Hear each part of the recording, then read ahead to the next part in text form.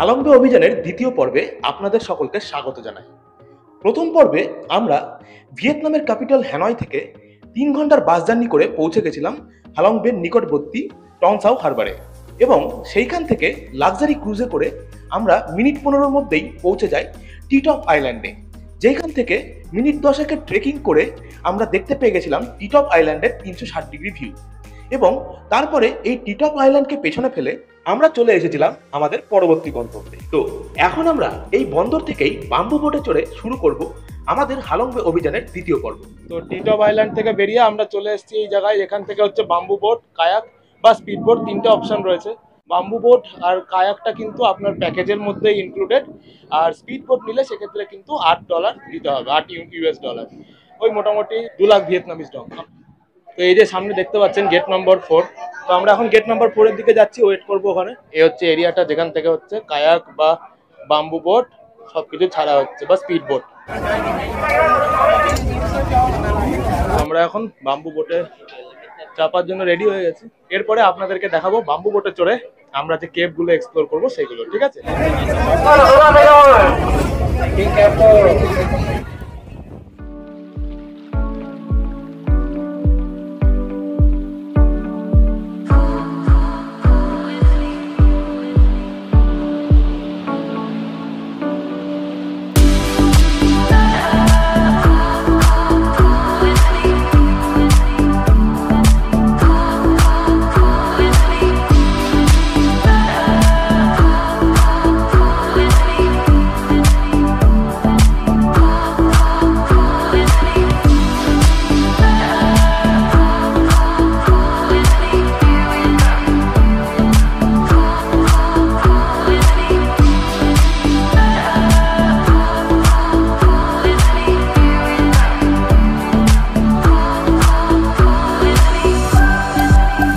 Bamboo boat ride করে একটা কেভের ভিতর দিয়ে গেলাম ওই সাইডে। ভালো লাগলো বেশ। আপনারা তো দেখলেন ভিডিওতে, কেমন লাগলো অবশ্যই কমেন্টে জানান। তো ব্যাম্বু বোট রাইডটা বেশিক্ষণের জন্য না, ওই মোটামুটি 700 মিটার মতো ডিস্টেন্স আমরা কভার করলাম ব্যাম্বু বোটে করে। কায়াকিং করেও অনেকে যাচ্ছে, ঠিক আছে? স্পিড বোট কিন্তু এই রুটে নেই, স্পিড বোট অন্যদিকে যাবে, 7 কিলোমিটার যাবে।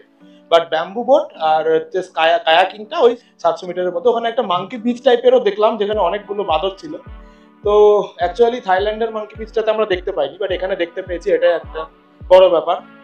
মাঙ্কি আর কি দেখবো, তো আমাদের দেশে ছাদে ছাদে ঘুরে বেড়ায়, বাট স্টিল এখানে বেশ ভালো আর কি। ওদের নিজস্ব বিচ এরিয়াতে আমরা গেছিলাম, ওখানে গিয়ে দেখে এলাম, বেশ সুন্দর। জলের কালার কিন্তু খুব একটা সুন্দর না, ঠিক আছে?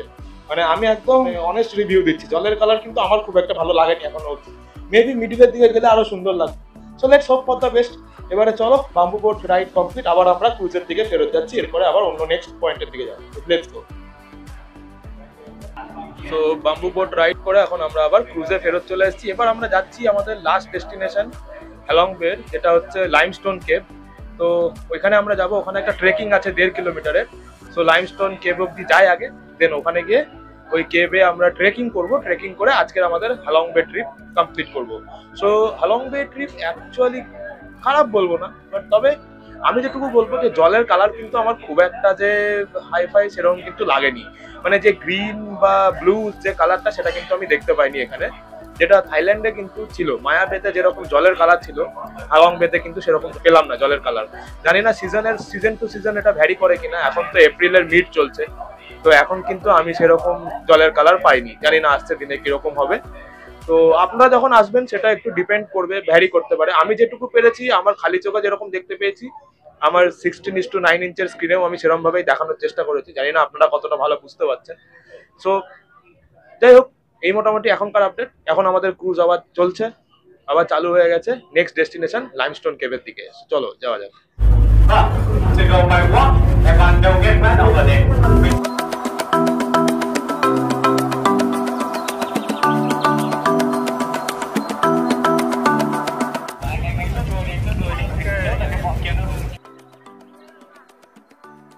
আমরা এখন ক্রুজ থেকে নেমে আবার এখন আমরা যাচ্ছি হচ্ছে লাইমস্টোন কেভের ট্রেকিং এর দিকে।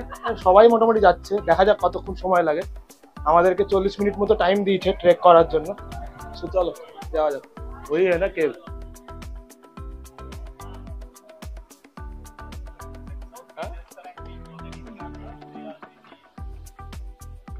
তো এই পুরো হালং বে ট্রিপে আমরা অ্যাকচুয়ালি দুবার ট্রেকিং পাবো। প্রথমে একটা ছোট হাইকিং আছে যেটা ওই টিটপ আইল্যান্ডে, ওটাও বেশিক্ষণ লাগবে না, 20 মিনিট মতো স্টেয়ার ধরে ধরে হাঁটতে হবে। এটা একটু লম্বা আছে যতদূর মনে হয়। তো এটা হচ্ছে লাস্ট লাইমস্টোন কেভ, এটা লাস্ট ট্রেকিং বা হাইকিং।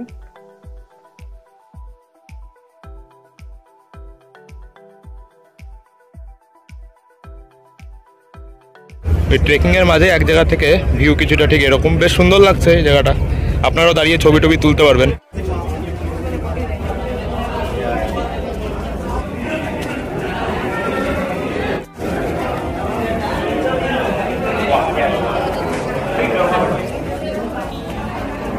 कैसा लगा फोटो निकाले हुए तो ऐसा मस्त दिखेगा फोटो।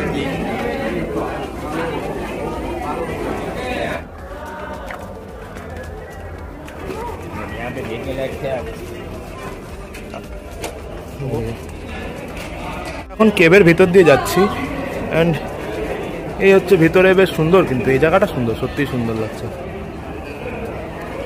বেশ সুন্দর।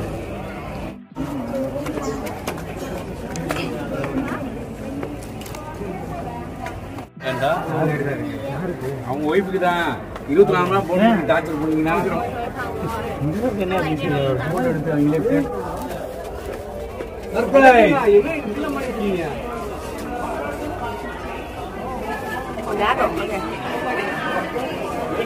কেভের ভেতরে কিন্তু কিছু কিছু জায়গা খুব সুন্দর আছে, বেশ ভালো লাগবে সেই জায়গাগুলো, দারুণ, বেশ দারুণ। কেভের ভেতরে কিছু জায়গা খুব সুন্দর। এখন আমরা এই জায়গাতে আছি, এটা থেকে দেখুন কি সুন্দর লাগছে। বাকি বেশিরভাগ জায়গাগুলোই নর্মাল, এরকম মানে খুব একটা হাই কোয়ালিটির কিছু না, বাট কিছু কিছু জায়গা অ্যাকচুয়ালি খুব সুন্দর লাগবে। তো হালং বে করতে আপনাদেরকে তো এই লাইমস্টোন কেভের অপশনটাও রয়েছে, ট্রেকিং করাটা করে নেবেন। বোটে বসে থেকে কোনো লাভ নেই, করে নেবেন, এসেছেন যখন সবই দেখবেন।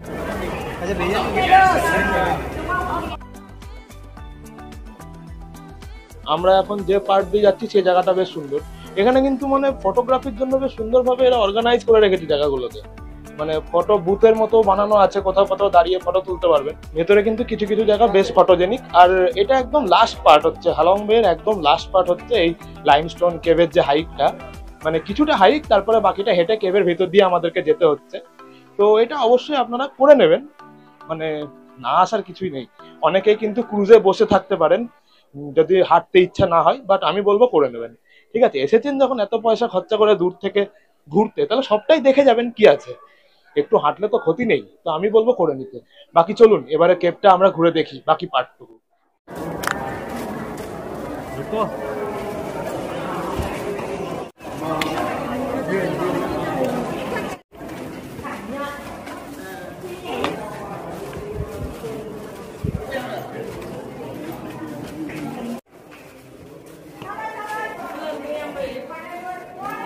অ্যাকচুয়ালি কেভের ভেতর দিয়ে কিন্তু পুরো গোল করে একটা রাস্তা করা আছে, মানে পুরোটাই আপনাকে ঘুরে যে রাস্তা দিয়ে এসেছেন সে রাস্তা দিয়ে আবার বেরিয়ে যাওয়া। ঠিক আছে, যাবো, কারণ এই জায়গাটা দিয়ে আমরা গেছিলাম, আবার রিটার্ন করছি আমরা এখান দিয়েই। ভালো, বেশ কেভটা বেশ সুন্দর সাজিয়ে গুছিয়ে রেখেছে।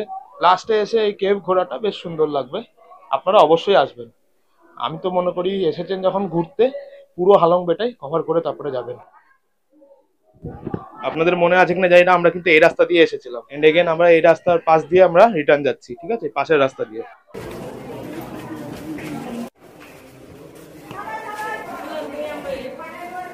এমনিতেই কিন্তু হালং বে খুব পপুলার একটা টুরিস্ট অ্যাট্রাকশন ভিয়েতনামের। তবে আজকে বা এই উইকটা অ্যাকচুয়ালি ভিয়েতনামের রিইউনিফিকেশন উইক। ঠিক আছে, তো এই সপ্তাহে ছুটি ছিল ওদের, সবারই ছুটি।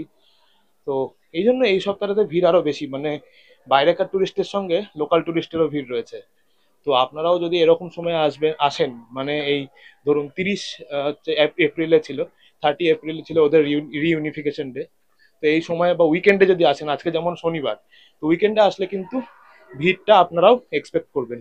ঠিক আছে, ভিড় কিন্তু হবেই উইকেন্ডে, কারণ আজকের দিনে শুধু বাইরেকার টুরিস্ট নয়, এখানকার লোকাল টুরিস্টও রয়েছে। তো এই আর কি, সেই জন্য আজকে ভিড়টা অনেক বেশি। এই কেভের ভিতরে প্রায় 2000 লোক ছিল কিন্তু। তো আমাদের কিন্তু অলমোস্ট কেভ দেখা কমপ্লিট হয়ে গেছে বলতে পারো। আমরা এখন end of the trek almost. ঠিক আছে, 4:30টার মধ্যে আমাদেরকে এমনিও বেরিয়ে যেতে হবে এখান থেকে। তো আমরা একদম এন্ডে চলে এসেছি কিন্তু। এবারে আমরা কেভ থেকে বেরিয়ে যাচ্ছি। খুব একটা বেশিক্ষণ সময় লাগলো না, আর দেবেও না আপনাদেরকে বেশি সময়। অ্যাকচুয়ালি 45 মিনিটস মতো টাইম অ্যালাউ করে এই ট্রেকগুলো করার জন্য, আর একটু ভিড় আছে বলে সময় লাগলো, ঠিক আছে? না হলে যদি ফাঁকায় ফাঁকায় থাকে তাহলে আরও তাড়াতাড়ি কমপ্লিট হয়ে যাবে।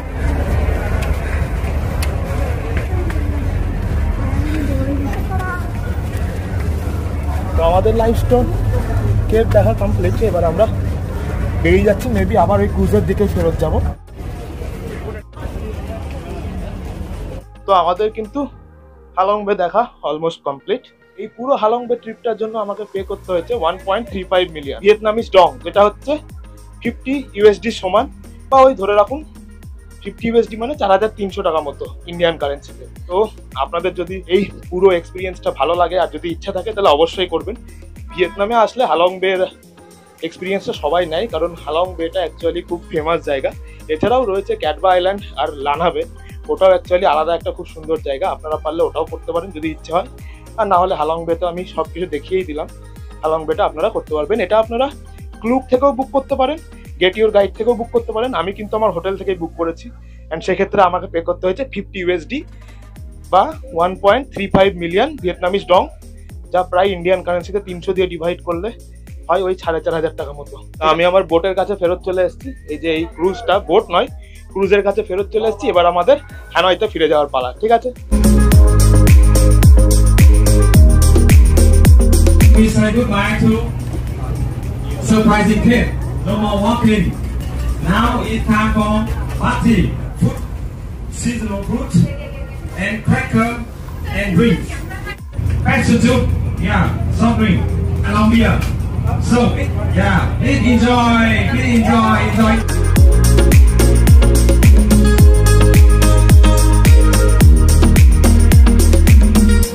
তো আমাদের ট্রিপ এন্ড হয়ে গেল এইখানে এসে, এন্ড আমরা এখন আবার সেই টনসাই হারবারে পৌঁছে গেছি, ঠিক আছে? তো আজকের মতো হালং বে ট্রিপ এখানেই শেষ হচ্ছে। কালকের পর্বে আবার আপনাদের সঙ্গে দেখা হবে হ্যানয় থেকে নিনবিন যাওয়ার গল্প নিয়ে। তো আজকের মতো এতটাই। Thanks for watching and good bye. ভালো থাকবেন সবাই।